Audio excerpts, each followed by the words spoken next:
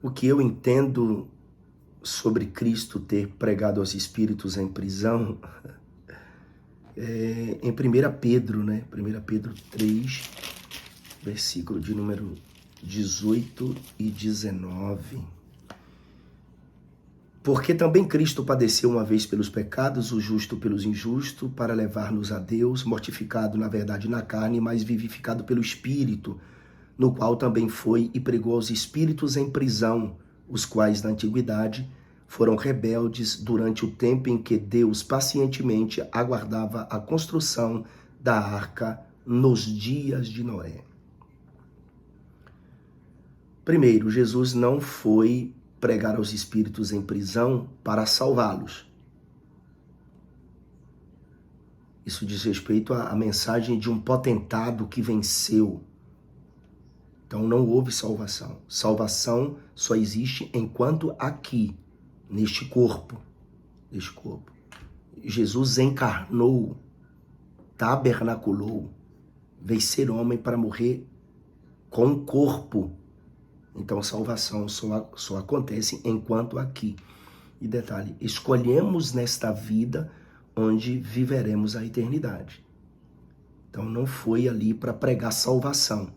Foi para proclamar sua vitória sobre o mundo dos mortos. Cristo venceu a morte. Cristo venceu o mundo dos mortos. Mas vários intérpretes, vários teólogos defendem que Cristo, depois da morte, foi proclamar sua vitória aos espíritos em prisão. E estes espíritos seriam anjos. E estes anjos seriam os filhos de Deus mencionados em Gênesis 6, que se misturaram com as filhas dos homens, e depois de coabitar com as filhas dos homens, nasceram os gigantes. E a gente até pode falar sobre os gigantes depois. Então,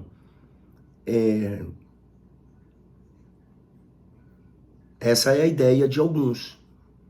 Eles defendem que os anjos, eles coabitaram com as mulheres, as filhas dos homens, e delas nasceram os gigantes.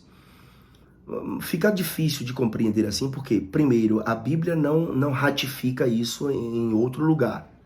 Olha, 1 Coríntios, capítulo de número 15, 1 Coríntios, capítulo 15, versículos de número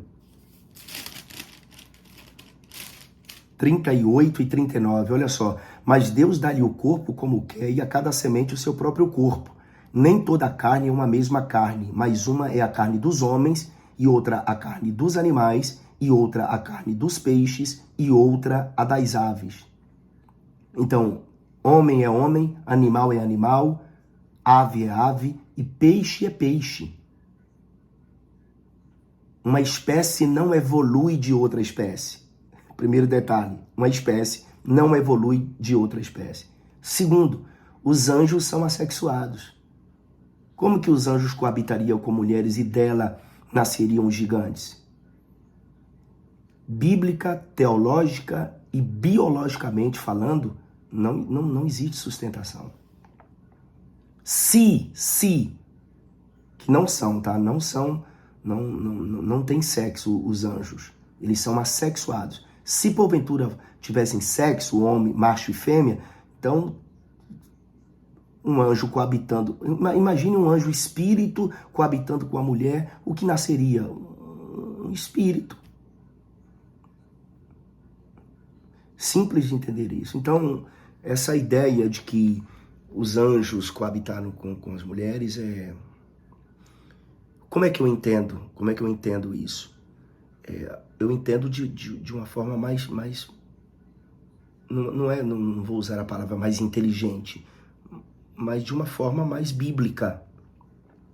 Esses espíritos em prisões aqui seriam as almas dos rebeldes dos dias de Noé que não ouviram a mensagem de Noé. Olha o que diz o texto, 1 Pedro 3, 18 e 19. Porque também Cristo padeceu uma vez pelos pecados e padeceu aqui nesse corpo, tá? O justo pelos injustos, desculpe. Para levar-nos a Deus mortificado na verdade na carne, mas vivificado pelo Espírito, no qual também foi e pregou aos espíritos em prisão, os quais os quais espíritos, na antiguidade, foram rebeldes durante o tempo em que Deus pacientemente aguardava a construção da arca nos dias de Noé.